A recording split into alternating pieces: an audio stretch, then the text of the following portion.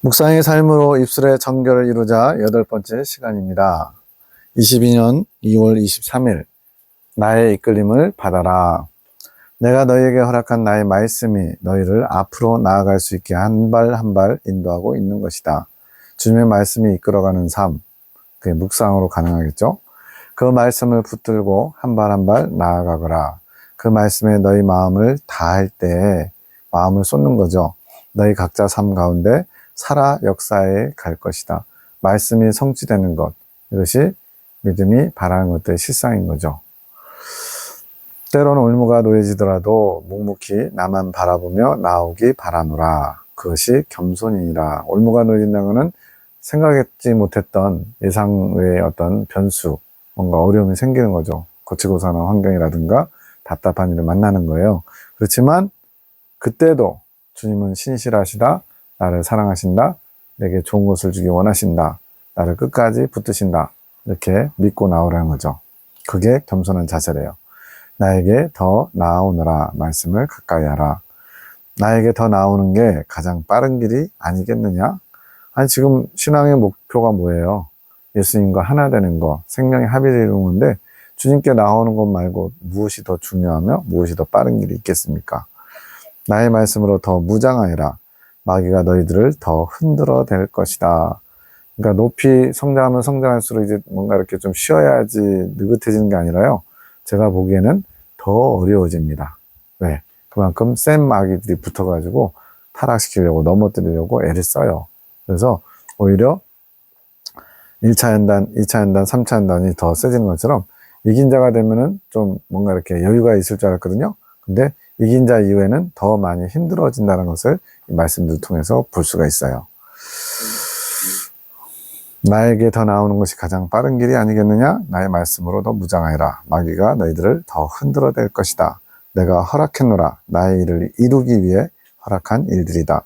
너희에게 굳건한 믿음을 내가 요구할 것이다. 큰 믿음을 요구하시는 거예요.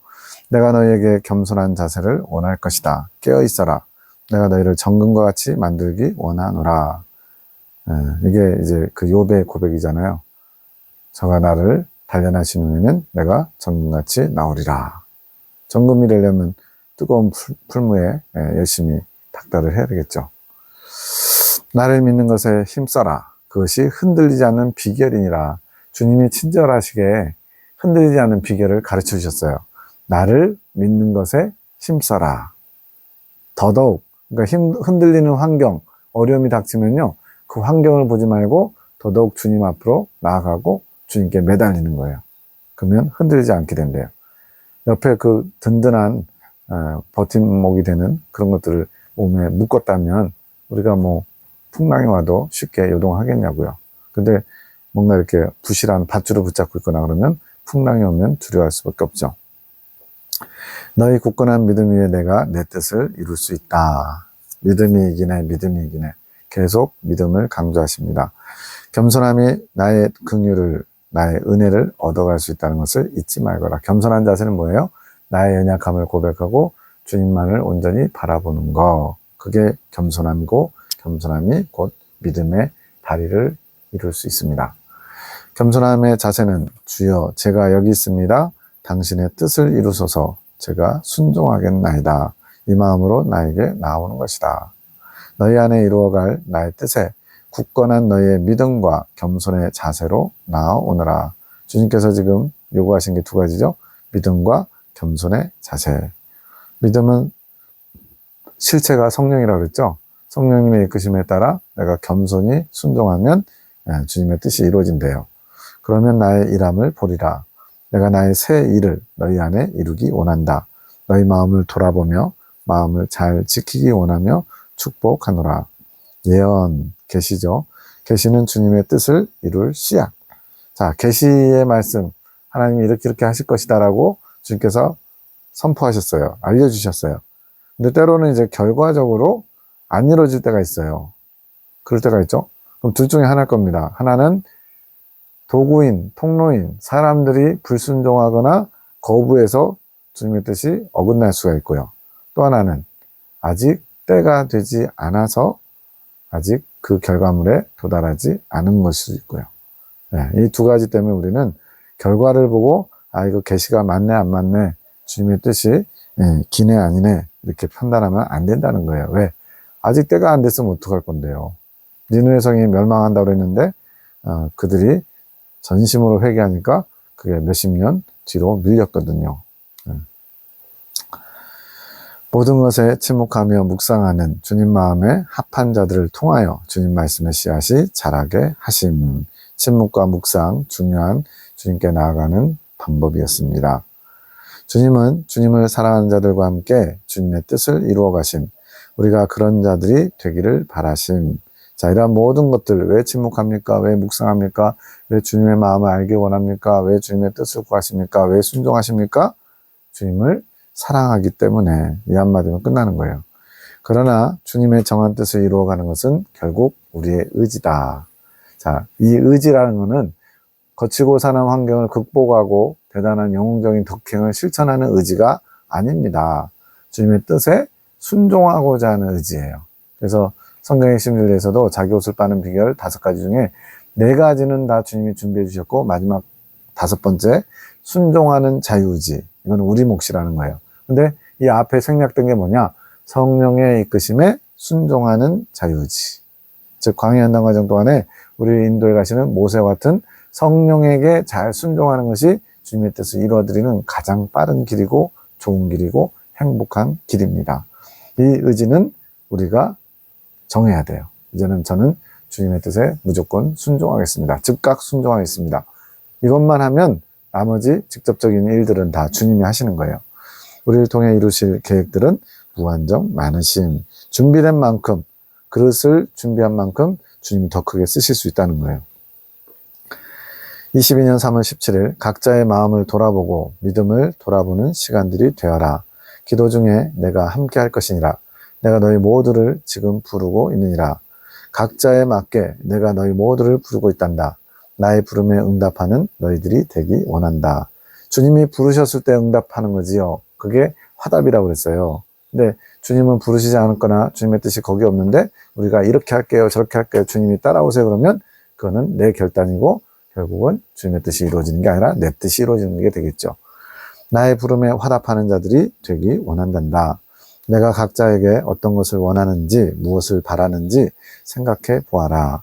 내가 각자에게 이미 알려주었고 내가 그렇게 이끌고 있습니다. 이렇게 주님의 뜻이 뭔지를 아는 것도 잘 못하는 그리스도인들이 많다는 겁니다.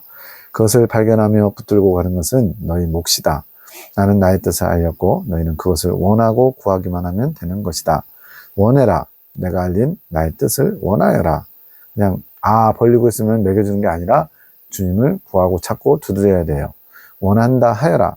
내가 너무나 주고 싶지만 받고자 하는 자들이 너무나 적구나. 그러니까 예수 믿으면 끝. 구원이 확정된 줄 착각하고서 그냥 이 땅에서 이제 적당히 타협하면서 세상적으로도 좀 누리고 천국에 가서도 좋은 것을 누리고 이런 어떤 가치관을 가진 분들이 많습니다. 주님의 뜻을 주기 원하세요. 알게 하시기 원하세요. 근데 그것을 받으려는 겸손한 자세, 주님의 뜻을 구하는 자들이 심히도 적다는 겁니다. 다 자기 중심으로 기도해놓고 주님께서 거기에 응답하기를 기다리는 거죠. 결단하고서 주님께서 맞춰주길 원하시고 그러면 안 되는 거예요. 내가 각자에게 무엇을 주고자 하는지 묵상하고 그것을 위해 기도해라. 내가 주고자 하는 것을 받을 수 있도록 기도하여라. 주고 싶은데 받을 준비가 안 됐으면 손을 이렇게 벌려야 주실 거 아니에요. 근데 주세요 해놓고 말로만 하고 받을 준비가 안 됐으면 아무 소용이 없다는 거예요. 다른 것에 시선을 두지 말아라. 다른 것에서 시선을 거두고 나의 뜻을 주목하여라.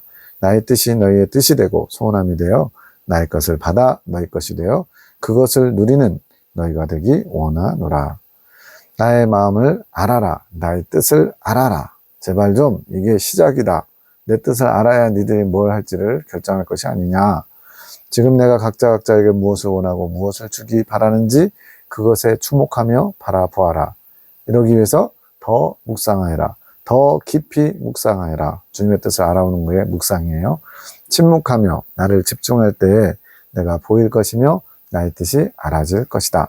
그것을 구하여라. 그것을 원한다 하여라. 내 마음을 알아. 그것에 화답하는 나의 축복받은 군사들이 되기 원하노라. 우리가 화답의 기도 드리기를 원하심, 그것이 믿음의 기도이고 주님의 마음을 알고 그것을 믿음으로 구하는 것. 화답의 기도. 주님이 먼저 말씀하셨죠? 그러면 예 알겠습니다 하고 하면 돼요. 그게 화답의 기도예요. 그게 믿음의 기도고 주님의 마음을 알고 그것을 믿음으로 구하는 것. 주님은 모든 걸 다 하실 수 있습니다. 근데 왜 혼자서 다 A부터 Z까지 다 하시지 않느냐? 주님이 정하신 원칙이 뭐냐? 주님의 사랑하는 자녀들과 백성들과 함께 주님의 뜻을 이루기를 원하세요. 그래서 우리에게 구하라는 겁니다. 주님의 뜻을 구하고 우리가 그 뜻을 알게 되면 그 뜻을 주님께 다시 어떻게 하면 좋을까요? 그래서 우리가 해야 될 것을 또 주님께 구하고 주님께서 알려주시고 그러면서 주님의 뜻을 이루어가길 원하시는 거예요. 주고받는 거죠. 마음의 화답을 통해서 결국엔 궁극적으로 온전히 마음의 일치, 하나를 이루는 연합을 완성해 가기 때문에 그렇습니다. 그냥 일방적으로 다 주님이 알아서 하실 거면 애초에 아담과 하와가 타락 못하게 막으시면 되죠. 뱀이 에덴 동산에 못 들어오게. 또 선악과를 이렇게 유혹할 때 하나님 짠 나타나셔가지고 뱀을 갖다가 잡아서 족치면 되죠. 그러면은 타락할 일도 없었죠. 주님이 왜 그렇게 안 하셨느냐? 주님은 다 계획이 있으셔요. 섭리가 있으세요. 그래야 할 때 주님의 마음에 화답하는 기도가 되는 거. 22년 4월 5일 내 아들아 너는 나를 원하지 않는 것이냐? 내가 원하는 것을 묵상하지 않고 내가 원하는 그것만을 고집하는구나. 이 아들은 누굴까요? 슈퍼스타 송 원장님 남편분입니다. 내가 원하는 걸 묵상하지 않고 내가 원하는 게 뭔지를 알려고 하지 않고 네 원하는 것만을 구하고 있구나. 대부분의 많은 그리스도인들이 하고 있는 모습이죠. 내 아들아 정신 차려라. 내가 원하는 것을 구해야 한다. 변화받기를 원하지 않는다면 무엇이 너에게 유익하겠느냐. 내게 유익한 건 뭐냐. 어떤 목적, 내가 원하는 목적을 이루는 거 물론 유익할 수 있죠. 근데 그게 중요한 게 아니고 내가 변화돼야죠. 어떻게?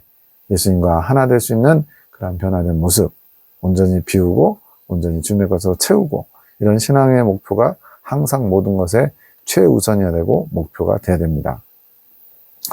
너의 마음을 안다. 모든 안타까운 일들을 낫게 하고 싶은 너의 마음을 내가 알고 있다. 그러니까 이분이 이제 주님께 받은 사명이 치유의 사역이에요. 그래서 육체의 치유, 나아가 영혼의 치유까지. 그런데 낫게 하고 싶은 어떤 이웃에 대한 긍휼이 있어요. 근데 주님의 마음을 알아서 주님의 뜻대로 그 사역을 감당해야 되는데 그거보다는 이 사람 너무 아파요. 너무 불쌍해요. 이 사람 꼭 낫게 해주고 싶어요. 주님보다 앞서가는 게 있는 거예요. 그러다 보면 주님의 일을 하는 게 아니라 내 일이 될 수 있고요. 또 인간적인 애정에 묶여서 일할 수도 있어요. 그건 주님이 기뻐하시지 않거든요. 설령 그렇게 해서 병을 고침받았어도 결국은 그 사람은 유익하게 했는지 몰라도 쓰인 도구는 이제 버려지는 게 되는 거죠. 그러면 안 되죠. 하지만 아들아 나의 뜻을 알려고 하지 않는데 내가 무엇을 너에게 허락할 수 있겠느냐. 나는 날뛰는 망아지에게 나의 능력을 맡길 수 없노라. 이제 계시 사역자를 통해서 이렇게 표현하신 건데 이 말씀을 받으면서도 아마 민망했을 것 같아요. 이 말을 전해줘야 되는데 이걸 받을까? 안 받으면 어떡하지? 시험에 들면 어떡하지? 이런 염려도 했을 것 같아요. 근데 주님께서 분명히 말씀하세요. 날뛰는 망아지에게 나의 능력을 줄 수 없다. 고삐 풀린 망아지 그러죠. 나는 나를 원하는 자에게만 나를 부어줄 수 있노라. 너는 나를 원하는 것이냐? 네가 지금 정말로 나를 원한다고 생각하냐? 아니다. 너는 너의 능력을 원하는 것이다. 그래서 너의 능력이라는 것은 주님께 그 도구인, 치유의 도구인, 치유의 능력만을 원한다는 거예요. 주님의 능력만. 그러니까 말 그대로 목적이 다른 거죠. 주님을 소유하기 위해서, 주님을 얻기 위해서 구해야 되는데 그게 아니라 주님은 필요 없고요. 주님의 능력만 좀 주세요. 내가 이 사명 감당할 수 있게. 이런 거죠. 연장만 구하는 거. 그것은 주님의 뜻이 아니라는 거예요. 나의 제자들이 나의 옆자리를 탐하여 어떻게 되었느냐. 너 또한 그런 것이 아니겠느냐. 제자들도 주님과 함께하는 그런 사역, 고난에 동참하는 거 이런 거에 관심이 있어야 되는데 누가 더 크냐, 누가 더 높으냐. 나중에 주님이 왕이 되시면 누가 가장 가까운 자리를 차지하느냐. 이런 사람들이었단 말이죠. 십자가 사건 전에는. 나중에 이제 바뀌겠지만. 내 아들아 너의 교만한 마음에는 나의 능력을 부어줄 수 없노라. 그래서 교만한 마음, 뭐 이렇게 잘난 척 했다는 건가요? 그래서 이 교만한 마음은 뭐냐? 겸손하지 않다는 얘기입니다. 겸손한 자는 어떤 자예요? 내 뜻을 내려놓고 주님의 뜻을 구하는 사람이에요. 반대로 교만한 사람은요. 주님의 뜻을 내려놓고 내 뜻을 구하는 사람. 그래서 교만하다고 하는 겁니다. 그런 자에게는 나의 능력을 부어줄 수 없다. 나는 겸손한 자를 통하여 일할 수 있는 것이다. 겸손한 자는 나의 뜻을 구하는 자다. 너는 네 뜻을 구하는 자이기 때문에 너는 교만한 자다. 이겁니다. 너는 나의 뜻을 구하는 자가 맞는지 돌아보아라.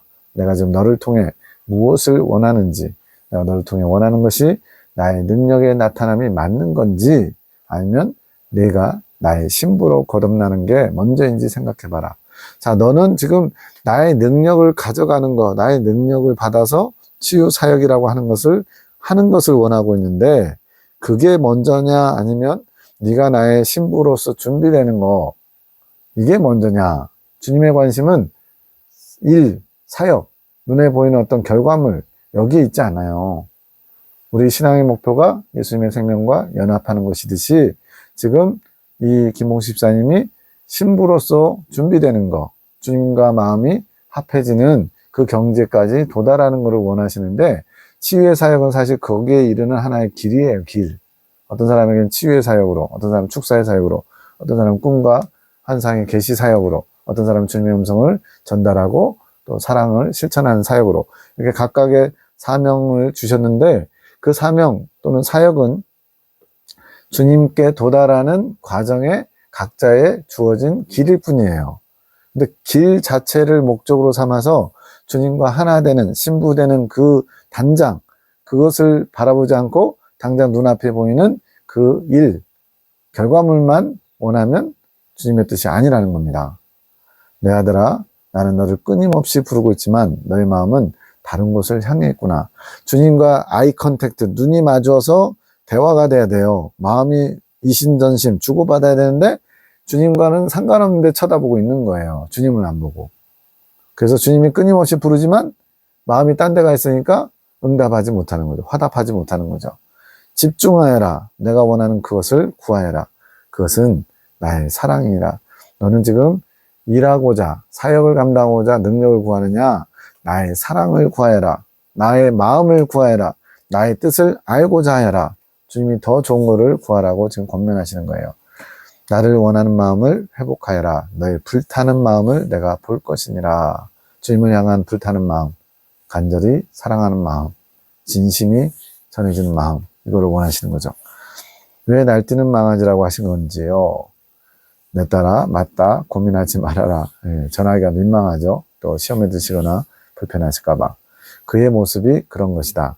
고삐 풀린 망아지와 같이. 고삐 풀린 망아지란 건 뭐예요? 망아지를 통제하려면 고삐로 잡아야 되는데 못 잡잖아요. 그러면 자기 마음대로 막 날뛰겠죠.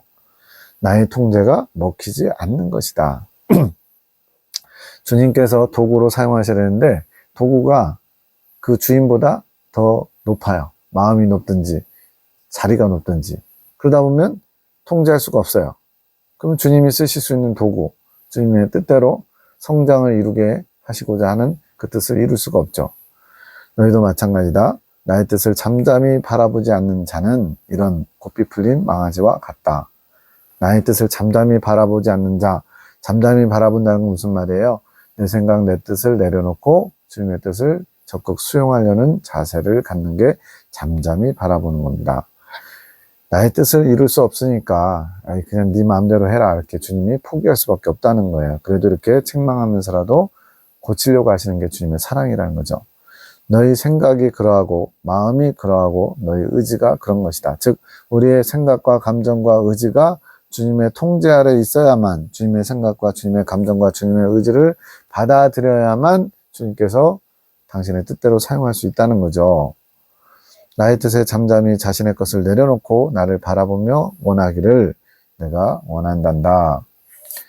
22년 4월 6일 강문사님이 산에서 환상을 주시는 것은 이제 환상의 은사가 있으시거든요. 근데 그렇게 환상을 주는 것은 여기 이 산에 기도의 모임을 위해서 받는 게 아니라 이분에게는 특별히 이 환상이 교회에서 사용하기 위한 훈련이라 말씀하셔요. 이제 사랑의 사도들 세 분, 두 분 권사님과 장로님, 이분들은 이제 교회를 바로 세우기 위해서 하나님이 교회의 중직, 교회 이제 말 그대로 창립 멤버죠. 그분들을 부르셔서 기도 훈련 시키시고 주님의 뜻을 알아가게 하시는데, 이 권사님에게는 환상의 은사가 있는데, 이 환상은 교회를 바로 세우기 위해서 주님이 주신 은사인 거예요. 환상을 주시고 무슨 뜻인지도 알게 하실 것, 그것을 위해 더 기도해야 함. 침묵 가운데 묵상으로 나오는 연습을 하라 하심. 환상을 보는데 주님의 뜻을 모르면요, 또 내 생각과 내 감정이 가득하면요, 환상을 그릇 해석할 수 있죠. 실제로 저희 교단에서도 많은 환상, 꿈, 이런 계시 사역자들이 계시거든요. 근데 오늘날 이제 그런 것들이 참고사항이 돼버렸어요. 왜냐하면 결과에 치중해서 이렇게 맞나 안 맞나 봤더니 많이 안 맞기도 하고요. 때로는 이제 그 통로, 계시사역자의 어떤 감정이나 사적인 어떤 관계, 이런 것들이 작용하는 걸 본 거예요. 그러다 보니까 하나님이 주신 건 맞는데 너무 거기에 매이면 오히려 시험에 들 수 있어. 또는 안 좋은 결과에 도달할 수 있어. 그러다 보니까 뭐예요? 참고사항. 그래서 내 귀에, 내 입맛에 맞는 어떤 계시가 나오면 좋아하고, 그렇지 않으면 불편하거나 저건 잘못된 거, 이런 식으로 해버린 거죠. 그러면서 저도 이제 은연중에 그렇게 물들어왔는데 이제는 그게 아닌 걸 알겠어요. 주님이 주신 건 다 옳습니다. 맞습니다. 다만 주님의 뜻을 잘 분별할 수 있는 분별력이 필요한 거예요. 그래서 결과적으로 계시가 맞았네 안 맞았네로 주님이 주신 건 아니다 판단하면 그거는 주님을 판단하는 것이고, 이제 그런 뜻을, 주님의 뜻을 잘 분별해서 겸손하게 주님의 뜻이 이루어지기를 기다리는, 아직 때가 안 돼서 안 된 걸 수도 있고요. 또 주님의 뜻은 이것이었지만 사람의 불순종, 도구요 통로인 사람들이 주님의 뜻대로 움직이지 않아서 주님의 뜻이 이루어지지 않은 걸 수도 있는 거예요. 자, 생각은 묵상으로 이어져야 됩니다. 근데 어떤 게 묵상이냐? 생각이 주님께 향하고 주님만을 위한 순수한 마음이 되는 순간이 묵상이에요. 이 묵상이 주님의 것을 끌어오시는 마중물이 되고요. 마중물은 뭐예요? 펌프질 할 때 옛날에 한 대접씩 물을 부어야만 저 지하수가 끌어올려졌거든요. 이 마중물은 그 자체로 만족을 할 수는 없어요. 그러나 이 마중물이 있어야만 반드시 속에 있는 생수가 끌어올려지거든요. 그것처럼 묵상이 잘 준비되고 훈련되어야만 주님의 것을 끌어올 수 있다는 거예요. 이거 없이는 주님의 것을 끌어올 수가 없다는 거예요. 생각이 마음을 이끌어간다. 생각이 먼저 출동해요. 선봉장이에요. 생각이 먼저 들어옵니다. 누가 나한테 비방하는 소리를 했어 라는 소리를 누구를 통해 들었어요. 머릿속에서 생각합니다. 그 사람이 나하고 무슨 관계인데 나한테 욕을 했지? 무슨 일 있었나? 그러다가 내가 잘못한 게 없어요. 그럼 어떻게 돼요? 아니, 그 별 볼일 없는 사람이 나를 감히 비난해? 지는 뭐 얼마나 잘났다고? 이러면서 점점 뭐가 이제 움직여져요. 감정이 조금씩 울퉁불퉁해지죠. 그러면서 이제 나중에 생각과 감정이 한 팀이 돼가지고 의지적으로 따지러 간다든가 욕을 한다든가 더 비난한다든가 이런 식으로 가는 거죠. 이것처럼 먼저 움직이는 게 생각이에요. 그 생각이 감정을 좌우합니다. 우리 몸의 머리가 중요한 역할, 판단을 하는 것처럼. 그래서 이 생각을 주님 중심으로 바꾸는 훈련이 바로 이 묵상이고, 묵상이 잘 돼야 주님의 것을 끌어올 수 있는 거예요. 주님 어떻게 빨리 발견하고 버릴 수 있는 건가요? 나의 뜻에 순종하는 것이다. 내 안에 있는 잘못된 것들, 버려야 되는 것들, 오물들, 그런 것들을 잘 하려면 주님의 뜻에 순종하는 자세. 나의 뜻을 받아들이고 순종하려는 마음이 있어야 가능하지. 내가 받고 싶은 것만 받아들이는 선별적인 그런 선택, 수용은요, 결코 유익하지 못합니다. 그냥 비난, 책망받든 또는 억울한 소리를 듣든 그냥 그 안에도 주님의 뜻이 있겠구나라고 하면서 겸손히 받으면 그것이 유익한 거예요. 자신을 보는 것 또한 단계가 있단다. 많이 보려고 한들 비우지 못하면 아무 소용이 없다. 그러니까 주님의 뜻을 알겠다고 막 이것저것 막 계시 사역자들 쫓아다니는 분들도 있어요. 여기서 계시 받고 저기서. 근데 본인이 듣고 싶은 것만 듣고 싶고 칭찬한 것만 듣고 싶어요. 그러면은 아무리 주님이 많은 말씀을 하셔도 비우지 못하면, 즉 그 나타난 뜻에 순종하거나 반응하지 못하면 무슨 소용이냐는 거죠. 자신의 부족을 보고 자신의 부족을 비우고 자신의 비워진 마음을 나로 채워야 하는 거. 지금 3단계 나왔죠. 먼저 내가 인식해야 돼요. 나의 부족함, 부끄러움, 주님께서 버리기 원한 게 뭔지 인식을 해야 되고, 그 다음에 실제로 그걸 비워야 돼요. 이걸 이제 해갈이라고도 하고 배설이라고도 합니다. 비워야죠. 그럼 비워지죠? 그럼 거기에 주님의 것으로 채우는 거. 이것이 침묵과 묵상이 돌아가는 원리예요. 주님의 것으로 먼저 채우기 전에 비워야죠. 그 비우기 위해서는 자신을 인식해야죠. 그래서 침묵하면서 자신의 생각이 지금 어떻게 흘러가고 있는지, 자신의 감정이 어떻게 진행되는지 이런 것들을 객관적으로 보는 훈련이 필요합니다. 그 안방에는 내가 있어야 된다. 이 안방은 뭐야? 마음의 안방이에요. 내 심령의 안방. 그 안방을 잘 관리해야 된다. 잘 관리하지 않으면요, 온갖 잡초들이 무성하겠죠. 저 집도 마당이 한 100평 되는데 비가 오고 난 다음에 한 일주일만 2주일만 내버려 두잖아요. 잡초가 무성합니다. 그래서 잘 관리하는 방법은 수시로 점검해야죠. 어디에 너무 풀이 많이 자랐는지, 뭐가 이렇게 잘못되고 있지 않은지, 무엇을 어떻게 해야 되는지는 각자 묵상해 보아라. 내가 각자에게 원하는 분량이 다 다르다. 각자에게 일하는 방법도 다 다르다. 그러니까 획일적으로 적용하면 안 돼요.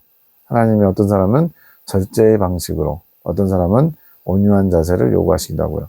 어떤 사람은 적극적으로 뭔가 충성하기를 원하시고요. 각자에게 몫이 다른데 똑같이 획일적으로 이래야 된다 저래야 된다는 것은 그 사람을 매이게 만듭니다. 내가 원하는 게 무엇인지 각자 열심히 묵상해 보아라. 자신의 안방에 버려야 하는 장난감, 사람마다 소중히 여기는 거, 버리기 아까운 거 있거든요. 놓기 싫은 거, 또는 놓을 수 없는 거, 과거의 상처들, 이런 것들 사람마다 다 다르죠. 그런 연약함들, 그런 것들이 무엇이며 어떻게 버려야 하는지도 잘 묵상해 봐라. 그리고 나의 말을 어떻게 순종해야 될지 각자 묵상하고 나에게 더 나와라. 묵상이라는 단어가 무지 지금 나오고 있죠. 묵상은 생각하는 건데 주님의 뜻이 무엇인지, 나를 향하신 주님의 뜻이 무엇인지를 주님께 묻는 게 묵상입니다. 22년 4월 9일, 이제는 말 한마디 할 때마다 나를 담는 말들을 해야 한다. 내가 어떤 한마디를 던지는데, 우리는 이제 저도 농담을 좀 잘 하는 편인데, 그 농담에 주님이 없으면 하지 말아야죠. 주님은 유쾌한 분이라서, 주님도 이제 약간 농담 비슷하게는 하셔요. 나도 유쾌한 걸 좋아하신대요. 그런데 유익하지 않은 농담들이 있어요. 누군가에게 상처를 줄 수 있고, 누군가의 마음을 상하게 할 수 있는. 저도 집사람한테 약간 농담하다가 많이 이렇게 지적받고, 심지어는 마음 상해가지고 막 그럴 때도 있었습니다. 요즘 좀 덜 하는 것 같아요. 제 스스로 느끼기에는. 나중에 제 집사람한테 물어봐야죠. 그것이 나의 뜻을 나눌 자들이 가져야 하는 덕목이다. 나의 뜻을 나누는 자, 나의 뜻을 받는 자들이 가져야 된대요. 주님의 마음, 주님의 뜻을 담아 주님께서 하고자 하시는 말들을 해야 된대요. 너희 모두가 이 덕목을 갖춰야 하지만 특히 나의 말을 받는 자로서 꼭 갖춰야 될 덕목. 나의 말을 받는 자.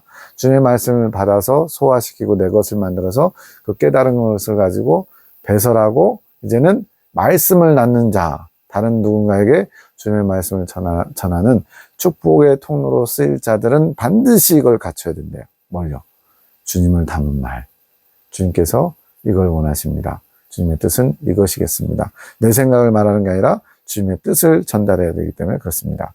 말 한마디 할 때마다 신중, 또 신중해야 하는 것이지, 이제는 쓸데없는 말들을 줄여 나가거라. 영양가 없고 덕이 되지 않고. 그래서 성경에도 무릇 소용되는 대로 선한 말을 하여 모든 듣는 사람들에게 은혜를 끼치게 하라. 덕이 되지 않은 말들은 입 밖에도 내지 말래요. 더러운 말은 입 밖에도 내지 말래요. 그 말들을 타고 마귀들은 너희의 생각들을 더욱 혼동케 한다. 말들을 가지고 마귀들은 역사한다는 거예요. 그래서 발 없는 말에 천리 간다는 말이 뭐겠어요? 어떤 사람이 했는데 천리쯤 가면은 이제 뭐 여러 가지 막 이것저것 군더더기가 붙어가지고 전혀 엉뚱한 결과물을 내죠. 근데 그걸 마귀가 사용하기를 좋아한대요. 침묵 속에 많은 비밀이 있단다. 네가 나의 비밀하고 은밀한 보화들을 많이 캐내어 가야 되지 않겠느냐? 그러기 위해서는 항상 침묵하여라. 차라리 말을 안 하면 그게 죄를 덜 짓고 또 주님과 더 마음의 교류를 할 수 있는 기본 자세가 되는 거죠. 내가 원하는 침묵은 입술만 다무는 것이 아니다. 말만 안 한다고 침묵이 아니라 말 자체는 침묵하고 너의 생각이 나를 향해 있어야 된다. 나를 묵상해야 하는 것이다. 끊임없이 나를 생각하여라. 저도 이게 한번 해봤거든요. 근데 뭔 일을 하거나 뭘 하게 되면 주님을 잊어버리더라고요. 그렇지만 방향성이 맞으면 언젠가는 되는 것 같아요. 지금은 한 30%에서 50% 정도 일상생활 속에 주님을 계속 묵상하는 게 어느 정도 되는 것 같아요. 근데 처음에는요, 주님을 생각해야지 했는데 1분도 안 해서 딴 생각하고 있어요. 그 자신을 보게 됩니다. 나에게 많은 질문들을 하고 그것들을 받아가거라. 내가 많은 것들을 알려줄 것이니라. 아버지, 이건 뭐예요? 라고 끊임없이 물어보아라. 잘 묻는 사람이 똑똑한 사람이에요. 주님께 더 가까이 나갈 수 있는 방법을 아는 거니까. 내가 침묵 속에서 나에게 묵상으로 나올 때 많은 것들을 알게 할 것이니라. 지금은 침묵하는 연습을 하는 것이다. 침묵과 묵상이 같이 동시에 되긴 돼야 되지만 먼저는 침묵이죠. 침묵하는 상태에서 주님의 것을 묵상으로 끌어와야 되고 채워야 되니까. 묵상으로 나에게 많은 것들을 알아가거라. 차차 더욱 깊어지며 더욱 깊은 것까지 끌어가게 될 것이니라. 내가 주는 숙제다. 명심하여라. 침묵. 놓쳤다면 이건 뭐예요? 아, 침묵하라고 했는데 또 까먹었네? 이런 거죠. 그러면 다시 하면 된다. 그 자리에서 다시 시작하면 되는 것이다. 내가 내 옆에 꼭 붙어 너에게 집중할 것이. 주님은 바로 내 옆에 계시면서 꼭 붙어가지고 집중하면서 네가 무슨 말하는지 보자. 내 말을 들어라. 이러고 계시는데 우리는요. 주님 옆에 계신 것도 인식도 못하고 그냥 내가 하고 싶은 걸 하는 거예요. 이게 우리의 비참한 현실입니다. 주님만큼만 하면 돼요. 주님은 내가 무슨 말을 하는지 나에게 뭔 것을 올려드리는지 그걸 보시겠다는 거예요. 나에게 깊이 더 깊이 나아오느라 내가 축복하노라.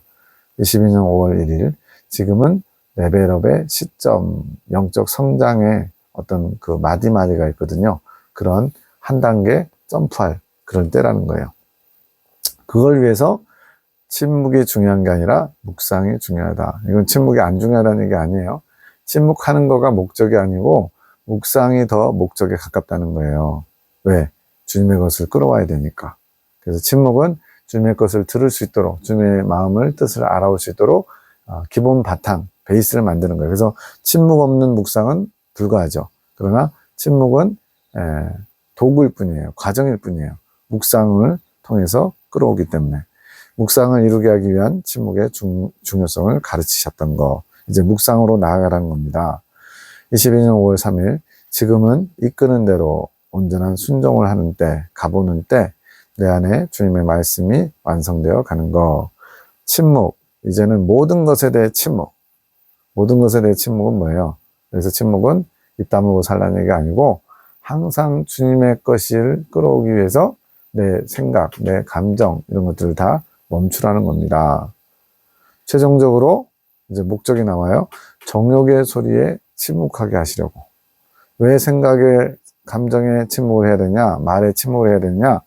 결론적으로 정욕의 소리에 침묵하기 위해서. 여기서 정욕의 소리는 앞서 나왔던 흰놈의 골짜기와 같은 거예요. 흰놈의 골짜기는 우상 숭배하는 자리거든요. 하나님의 뜻을 거스르는 육의 소욕을 만족시켜주는 거. 그게 우상 숭배인데 그 정욕의 소리, 즉 흰놈의 골짜기를 회파하기 위해서 침묵이 필요한 겁니다.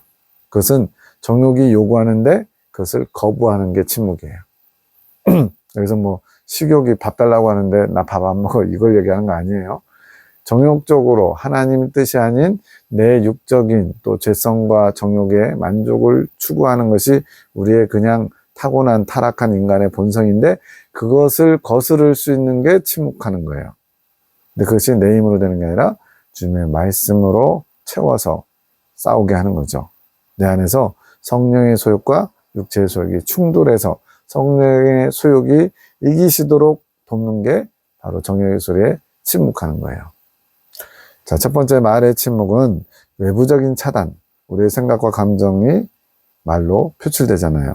그걸 차단하는 거예요. 출입구를 막는 거죠. 주님을 묵상하는 훈련을 하시기 위해서, 묵상하기 위해서 일단 입을 좀 다물어라. 쓸데없는 말 좀 하지 마라. 영양가 없는 말 좀 하지 마라. 더러운 말 좀 하지 마라. 나만 담으려고 해라. 이렇게 하신 거예요.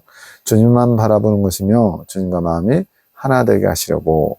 두 번째, 말의 침묵이 어느 정도 되면 생각의 침묵, 이것은 외부적인 게 아니라 내면적으로 생각으로 뭔가 계속 끊임없이 생각하면 사람들은 모르잖아.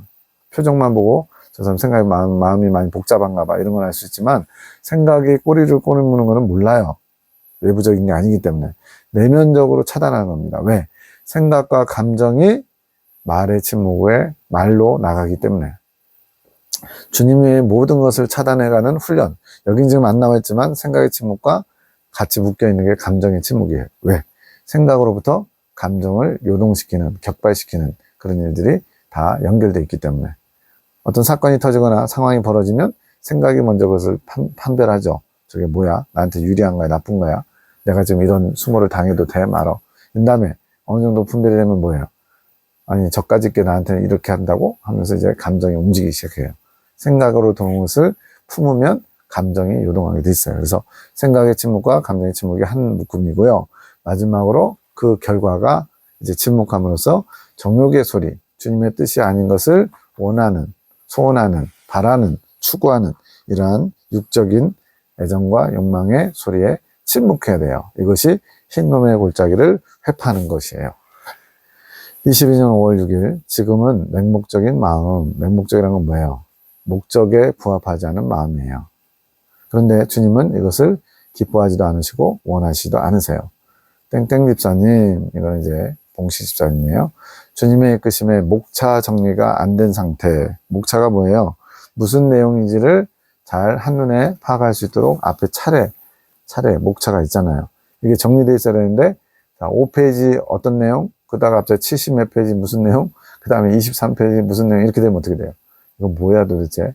무슨 내용을 다루고 싶은 거야? 알 수가 없잖아요. 근데 차례적으로 5페이지에는 무슨 내용이 있고, 서론, 본론, 결론 이런 게 정리가 돼 있으면, 아, 이건 뭐에 대해서 얘기하려구나 알 수 있는 것처럼, 그런 목차 정리가 마음속에서 이루어져야 되는데, 안 되고, 그 정리가 안 된 상태에서 은혜의 길, 주님께서 은혜 주시는 걸 받고는 있는데, 여전히 목차 정리가 되어 있지 않아. 마음의 사상이나 생각이나 이런 것들이 정리되지 않아.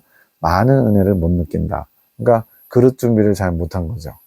하나님은 100이라는 걸 부어주시는데 그릇을 조그만 걸 준비하거나 이것저것 그릇 안에 엉뚱한 것들이 많이 자리를 차지해서 10, 20밖에 못 담는 거예요. 그래서 은혜를 못 느끼는 거예요. 은혜는 받고 있지만 본인이 인지를 잘 못하고 있는 상태. 그러다 보면 감사도 약할 수밖에 없고요. 또 조금만 뭐 하면 주님의 뜻을 오해해서 원망할 수도 있어요. 왜 나한테 이러시냐고. 그 정리는 본인이 해야 됩니다. 본인에게 주시는 말씀들을 묵상하면서 주님께 나아가야 됨. 여러 가지가 본인의 마음 안에서 일어나야 함. 주님이 주신 말씀들로 내 마음이 정리되어야 하는 것. 주님께서 친절하게 그 마음을 잘 정리할 수 있도록 말씀들을 주셨다는 거예요. 각자에게 필요한 말씀들, 깨달아야 되는 말씀들, 이끌어 가시는 말씀들을. 근데 이거를 스스로가 정리하려는 의지가 없으면 누가 대신할 수 없다는 거예요. 본인이 해야 된다는 거예요. 이거는 본인의 몫이라는 거예요. 버릴 것은 버리고 취할 것은 취해서 새로워야 되는 거. 그냥 입 벌리고 있으면 먹을 것을 갖다 주는 애기새가 아니라는 거죠. 이제는 좀 자랐으니까 성장했으니까 하나님 보시기에 이거는 버릴 것이구나, 이것은 취해야 될 것이구나, 이런 것들을 분별할 수 있도록 지금 이끌어 오셨기 때문에 지금처럼 맹목적인 마음으로 온다면 아무런 유익이 없다. 그냥 좋은 거 주시면 받고 안 주시면 말고 이런 소극적이고 또 그냥 될 대로 되라, 재수를 바라는 것 같은 그런 마음으로는 아무런 유익이 없고 이것은 곧 영적 성장이 어렵다는 것이래요. 영은 지금 힘을 잃기 시작했다. 지금 이 김홍식 집사님 상태를 얘기하는 거예요. 양식을 먹어도 양분을 섭취할 수 없는 상태. 먹긴 먹는데 영양분이 안 된다는 거예요. 왜? 안에 목차 정리가 안 돼가지고 취할 것과 버릴 것을 잘 모르니까 제대로 섭취할 수가 없다는 거죠. 육체로 나타나는 것은 치유의 도구이기 때문에 더 민감히 육체가 반응하는 거. 아마 몸에 어떤 좀 안 좋은 증상들, 몸이 피곤하든지 아프든지 눈에 다래끼도 나고 시피도 터지기도 하고 그러시더라고요. 이런 치유의 사역을 감당하는 도구라서 육체가 또 민감해서 반응한다는 거예요. 본인은 문제가 발생한 것에 관심을 갖지 않고 태평함. 이분의 성향이 그런 거예요.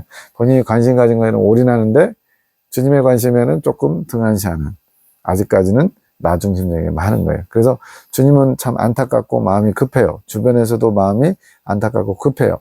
근데 본인은 태평해요. 이게 뭐겠어요? 문제를 잘 인식을 못하고 있는 거죠. 자기를 잘 못 보는 거죠. 하나님 중심의 하나님 관점에 그러한 진단할 수 있는 상태가 아니라는 거죠. 영적인 치유든 육적인 치유든 그냥 이루어지는 게 아니라 주님의 처방전이 있다. 그러니까 주님이 정하신 방법, 주님이 주신 처방전을 따라 일어나는 일들이 영적 치유, 육적 치유예요. 근데 그것이 영적인 질서인데 이 질서가 이루어지려면 주님의 뜻을 받들어 사는 게 정답이거든요. 모든 만물이 창조 질서 안에서 운행됩니다. 지구가 한 바퀴 도는 거, 달이 한 달에 한 번 도는 거, 뭐 태양을 1년에 한 번 도는 거 다 뭐예요? 주님이 정하신 우주의 법칙이잖아요. 창조 질서잖아요. 영적인 것과 육적인 모든 게 다 주님의 질서 안에서 이루어집니다. 그래서 마귀가 하는 일은 뭐냐? 하나님의 질서를 깨뜨리는 거예요. 하나님과 인간의 관계, 이게 질서거든요. 창조주와 피조물의 관계, 하나님의 것, 생기를 받은 하나님의 형상을 따라 지음받은 인간의 자세, 이런 모든 게 질서정연하게 제자리에 있어야 되는데 이걸 깨뜨린 거예요, 마귀가. 깨뜨렸다기보다는 하나님이 허용하신 거죠. 이 모든 것이 주님의 질서 안에 이루어진, 마귀가 행하는 모든 것도 주님의 주권 안에서 질서대로 이루어진. 제일 쉬운 게 이제 그 교회 시대 그 대환란, 다니엘 70일의 예언과 교회 역사 시대 도표를 보면 다 하나님이 정해 놓으셨잖아요. 이미 다니엘 시대, 지금부터 2500년 전에 이미 다 하나님께서 정해 놓으신 거예요. 7년 동안 대환란이 있을 것이다. 3년 반 동안은 극심한 자연재앙과 전쟁의 그런 소용돌이 속에서 엄청나게 어려움을 겪고, 후 3년 반 때는 적그리스도가 등장해서 3년 반 동안 내 백성들을 순교시킬 거다. 이게 2000 몇백 년 전에 이미 다 예언된 거예요. 주님이 정해놓으신 질서예요. 마귀도 그 안에서 합니다. 그래서 5달 동안만 괴롭혀라. 그게 5달 황충재앙이죠. 마귀가 하고 싶은 대로 하는 거 아니에요. 1년 동안 괴롭히겠습니다. 그 다음에 3차 대전으로 3분의 1이 죽는 건데, 그걸 더 죽이고 싶어요. 한 절반은 죽이고 싶어요. 이렇게 할 수 없다는 거죠. 주님의 주권 안에서 질서대로 이루어집니다. 그런데 주님은, 주님과 집사님은 주님과 이루는 묵상이 많이 필요하다. 이건 뭐예요? 이러한 주님의 질서를 잘 모른다는 겁니다. 그냥 기분 따라 내 중심으로 내가 원하는 것, 내가 하고 싶은 것, 그러면서 그게 안 되면 속상해하고 마음 상해하고 시험에 들고 이런 일들이 많다는 거예요. 그건 뭐예요? 주님의 마음을, 주님의 뜻을 잘 모르기 때문에 발생하는 결과적인 문제들입니다. 22년 5월 21일 9시 46분, 우리는 쉽게 사람을 보며 안 됐다, 불쌍하다 생각함. 대부분 다 그렇죠. 지나가는 장애인 이렇게 불쌍한 모습 보면은 아유 불쌍해 이러죠. 근데 이것도 주님이 원하시는 뜻이 아닌, 불쌍히 여기는 마음, 육적인 마음을 주님이 싫어하신다는 게 아니에요. 내용을 보세요. 11시 25분, 주님의 마음과 하나가 되면 영혼에 대한 주님의 마음과 뜻이 알아진. 자, 주님과 마음의 일치를 이루어가면 이뤄갈수록 나중에 이긴 자가 되면 주님의 마음과 하나 된다 그랬잖아요. 이 과정에 가면 주님의 뜻을 아는데, 육체적인 어려움이나 외적인 모습보다 더 중요한 그 안에 있는 영혼을 향한 주님의 마음이 알아진다는 거예요. 이게 주님의 마음을 아는 겁니다. 사람을 보면 어렵고 초라하다고, 안 됐다고, 불쌍하다 생각하면 주님을 판단하는 것이다. 왜냐하면 성경에 외모를 보고 판단하는 것은 주님 앞에 범죄하는 것이죠. 왜 그럴까요? 외모, 어려운 환경, 그가 처한 환경을 보고 불쌍하다 어쩌다 이렇게 하는 것은 주님을 판단하는 죄. 왜? 긍휼히 여기는 것은 그 사람의 외모를 보고 불쌍함으로 여기라는 게 아니라, 이제 그 팔단진복에서 6번째 단계가, 5번째 단계가 긍휼히 여기는 자는 긍휼히 여김을 받을 것이며거든요. 근데 그 2번째 한단 통과하고 긍휼히 여기는 자가 단순히 다른 사람을 잘 돕는, 불쌍히 여겨서 적선을 많이 하고 구제를 많이 한다는 개념이 아니라 그 사람의 영혼을 사랑할 수 있는 긍휼이에요. 그러니까 눈에 보이는 외적인 걸 가지고 저 사람이 불쌍하다 마다 할 게 아니라 그 안에 있는 그 영혼을 보고 긍휼히 여기는 게 주님의 마음이라는 거죠. 예를 들어 최춘선 할아버지, 많은 사람들이 미치광이 거린 취급을 했습니다. 왜? 한겨울에도 맨발로 돌아다니셨거든요. 옷도 그냥 추레하고, 그리고 글자도 이제 직접 손으로 써가지고 진짜 미치광이처럼 보일 수도 있겠어요. 잘 모르면. 근데 나중에 알고 보니까 그분은 주님과 하나 되신 분이었어요. 익은 열매. 그래서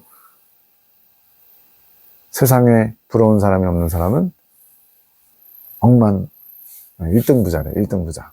그리고 세상에 미운 사람이 없는 사람은 억만 권세를 가진 사람이래요. 그분이 그랬던 거예요. 미운 사람도 없고 부러운 사람도 없고. 예수님은 나의 힘이요, 이걸 외치는데 그렇게 와닿을 수가 없어요. 정말 외모로는 불쌍하고 초라하고 긍휼히 여길 만한 분인데 그분 안에는 누구보다도 큰 영적인 부유함이 있었던 거죠. 그게 주님을 판단하는 것처럼 잘못 판단한 거죠. 주님의 마음을 알면 알수록 이제는 주님의 관점을 갖게 되는 겁니다.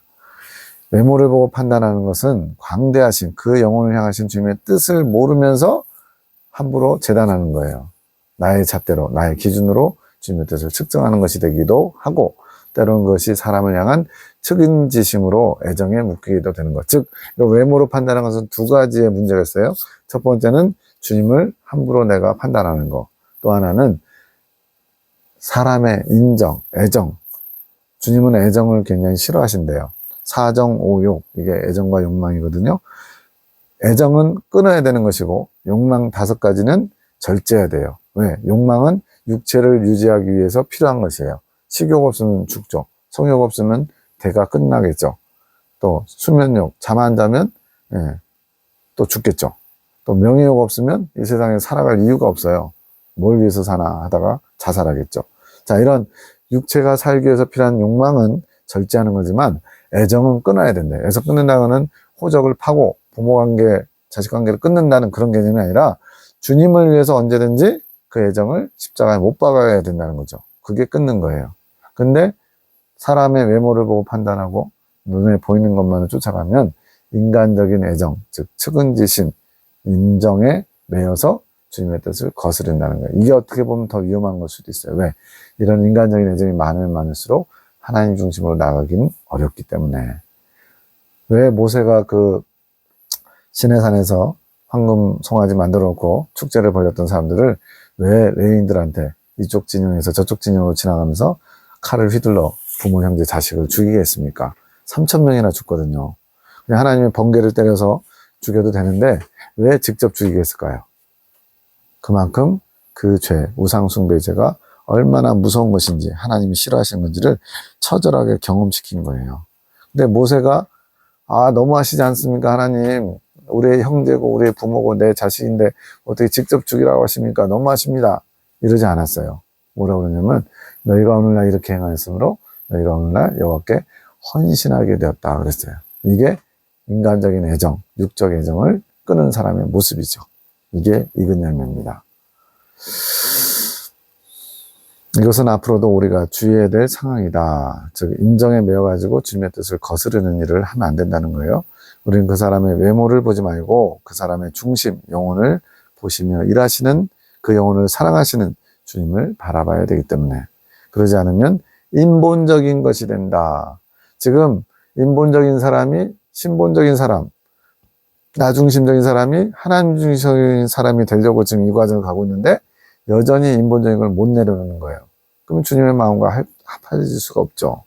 이것이 이긴 자로 나아가는데 큰 걸림돌이 된다. 이긴 자는 인본적인 게 없어요. 어린 양이 어디로 인도하든지 따라가는 자. 모세처럼 내 가족을 죽여라 그럼 죽일 수 있어야 되고요. 아브라함처럼 내 자식을 번제로 바쳐라 그럼 바쳐야 되거든요. 차이점을 아시겠죠?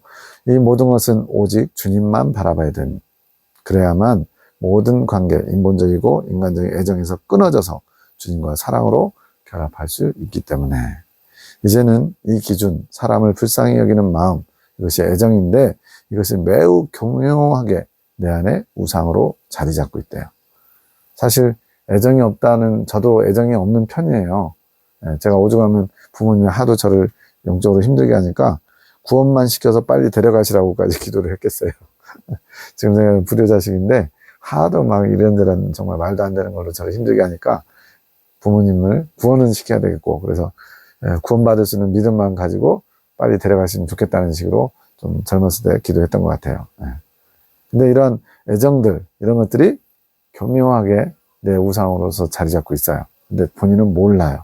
그냥 인지상정, 당연히 사람으로서 해야 될 도리, 천륜 이런 걸로 포장하고 있죠.